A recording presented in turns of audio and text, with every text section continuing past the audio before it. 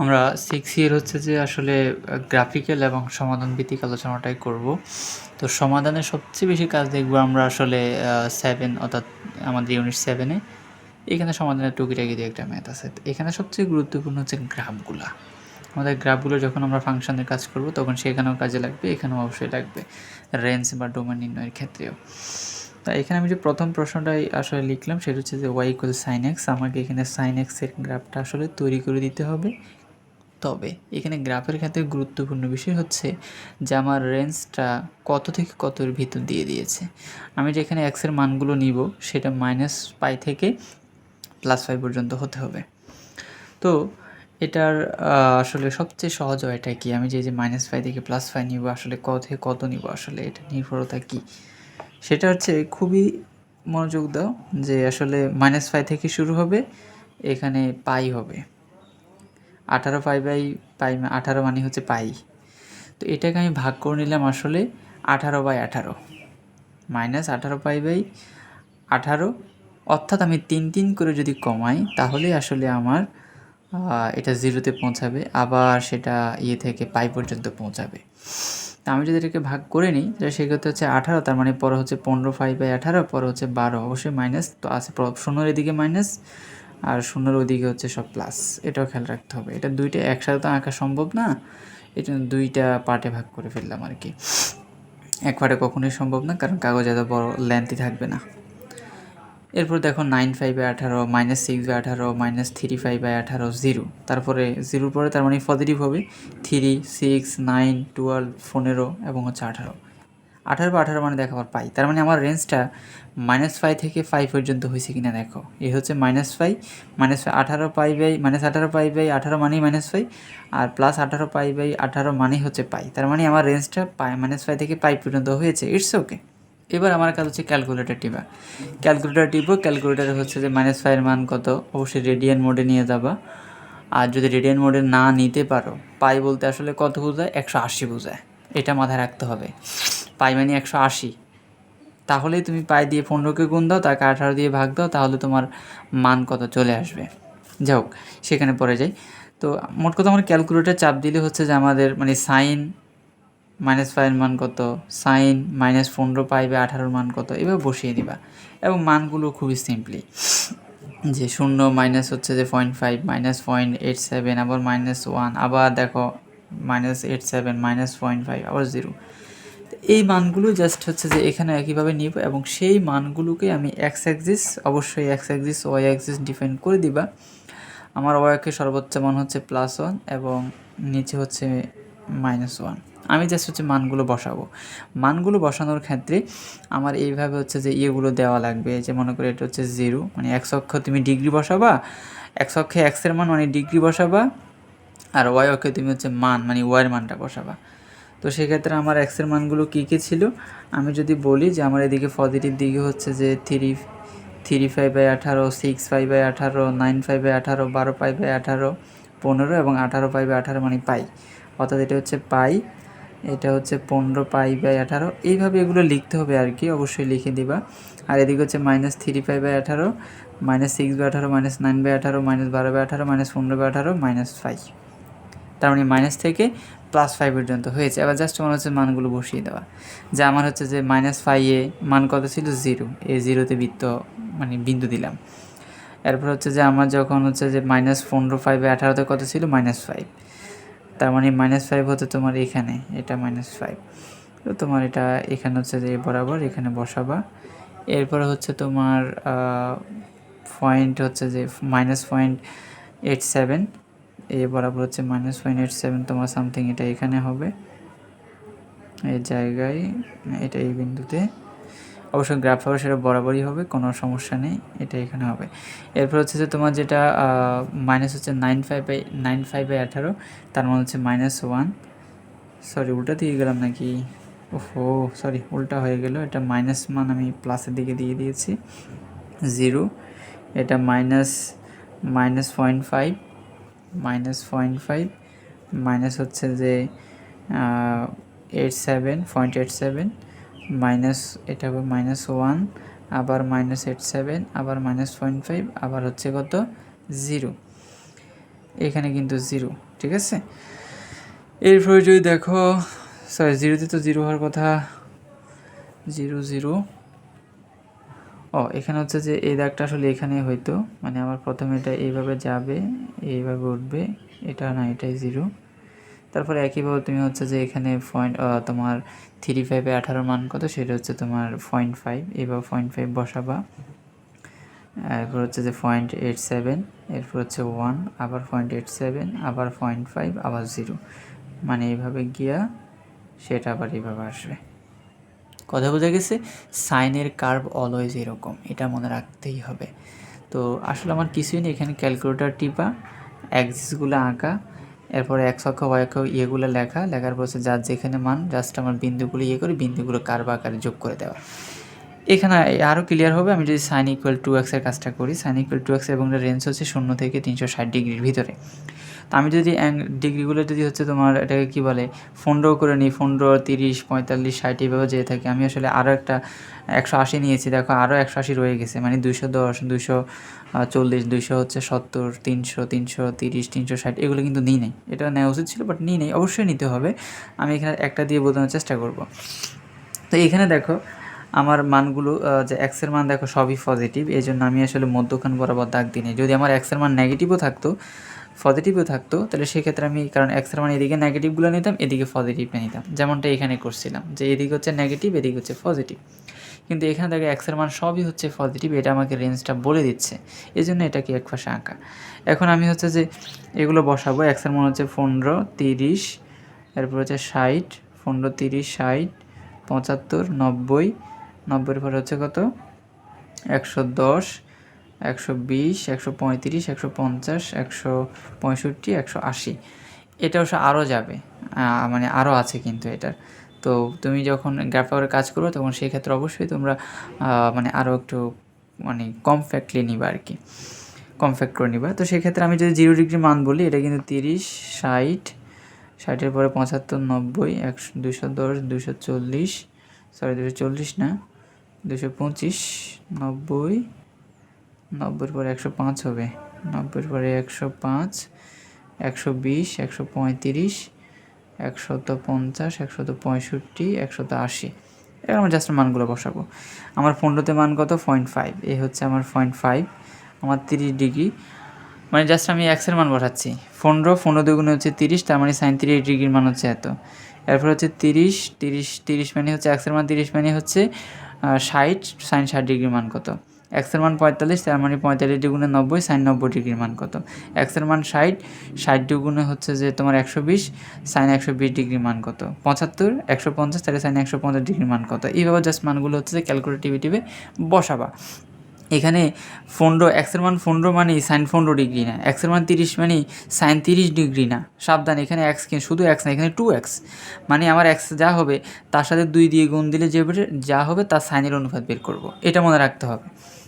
তো আমি হচ্ছে যে এখানে 15 জন্য পেয়েছি 0.5, 30-এর জন্য পেয়েছি হচ্ছে পয়েন্ট হচ্ছে যে 87, এরপর হচ্ছে যে 60-এর জন্য পেয়েছি কত, সরি 45 রয়ে গেছে, তো 45 দিয়ে নেই, ও মিস, 45টা এখানে হবে, এটা 45 মিস্টেক হয়ে গেছে একটা। 45-এর জন্য হচ্ছে যে আমার 1 হবে, আবার 60 এখানে দিই, এটা এখানে না, 60-এর জন্য হচ্ছে যে আবার 0.87, আবার হচ্ছে যে পয়েন্ট হচ্ছে যে 5 0, এরপর হচ্ছে নেগেটিভ দিকে বাড়বে 0.5 0.87 0.87, পয়েন্ট হচ্ছে তোমার 0.87, এরপরে হচ্ছে পয়েন্ট মানে বরাবর 1, এরপরে হচ্ছে যে 0.87 0.50।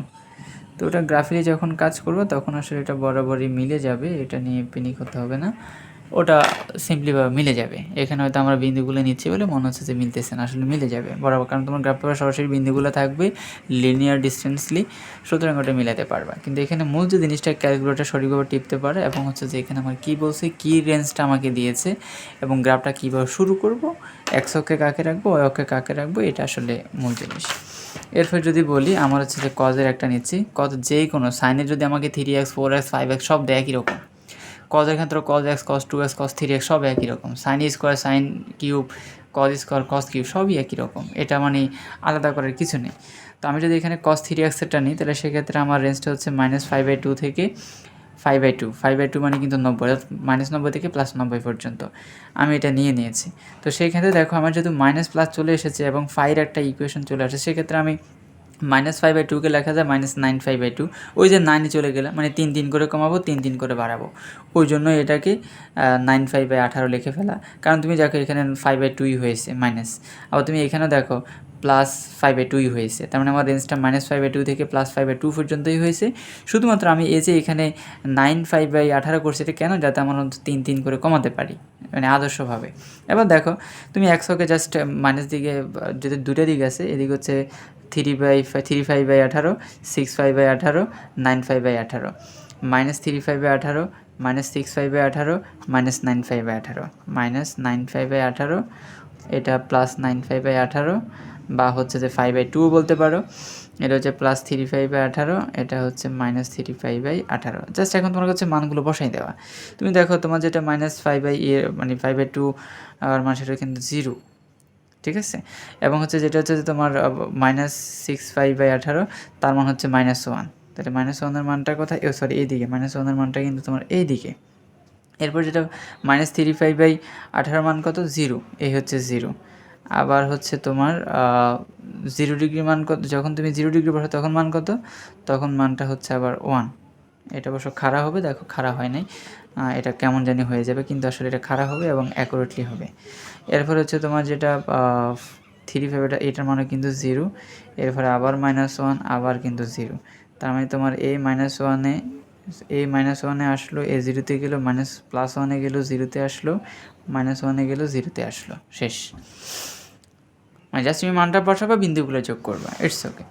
এবার যে কার্ভটা দেখবে এটা একটু ডিফিকাল্ট বা একটু হচ্ছে যে তোমার ভিন্ন রকমের একটা কার্ভ, কারণ এখানে আমার কার্ভ হলো 4টা, আরও দিলে 5টা, আরও দিলে আরও হইতো।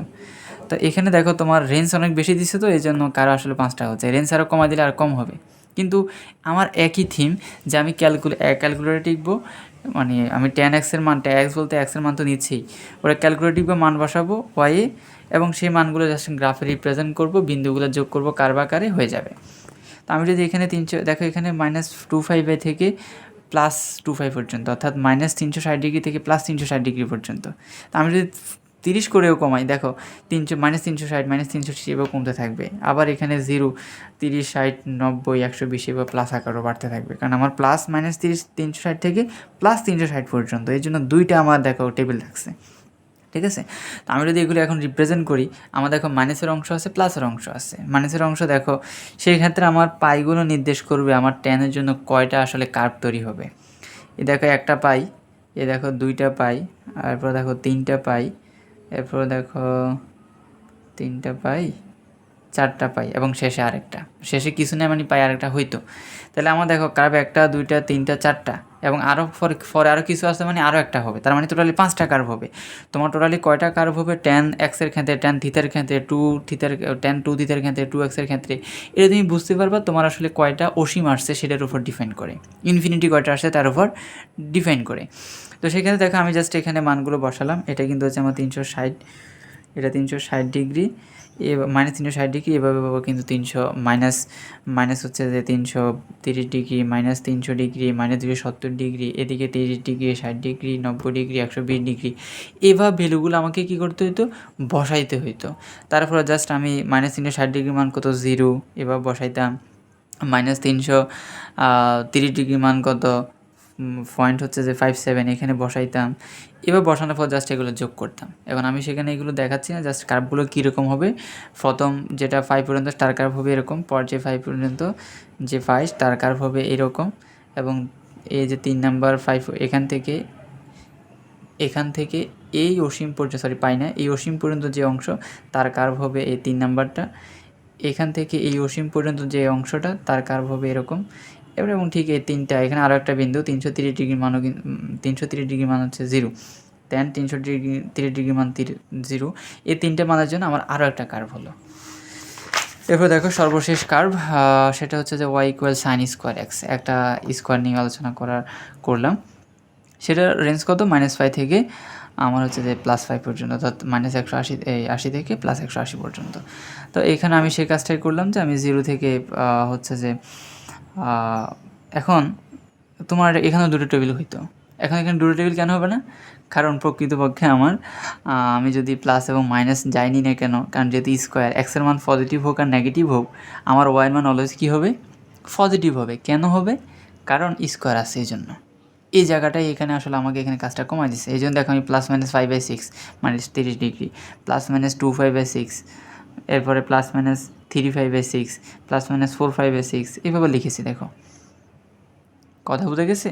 কারণ আমার +6/6 এর জন্য যে মান আসবে, -6/5/6 এর জন্য ওই মানই আসবে।